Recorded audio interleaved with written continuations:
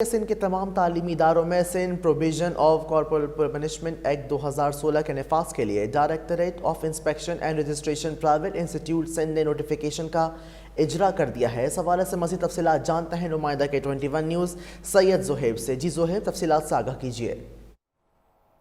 جی دیکھیں، یہ directorate of inspection and registration private institute Sindh کی additional director registration Rafia Javed کی جانب سے ایک لیٹر کا اجرا کیا گیا ہے، جس میں تمام پرائیویٹ اسکولوں کو یہ تنبیہ کی گئی ہے کہ سندھ اسمبلی سے Sindh probation of corporal punishment act 2016 کے تحت کسی بچے کو کارپورل پنشمنٹ یا فزیکل پنشمنٹ نہیں دی جا سکتی، اور اگر کسی اسکول میں ایسی صورتحال پیش آتی ہے اور تحقیقات میں اسکول کی غلطی اگر ثابت ہوتی ہے تو اس اسکول کی رجسٹریشن کینسل کر دی جائے گی۔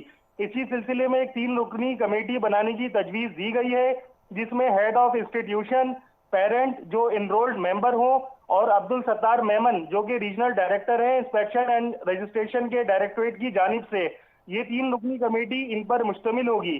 اچھا، آپ کو ایک چیز واضح کرتے چلیں کہ ڈائریکٹوریٹ کی جانب سے منتخب کردہ ریجنل ڈائریکٹر عبدالستار میمن اپنی سخت زبان اور غیر مناسب رویے کی وجہ سے شہرت کے حامل ہیں۔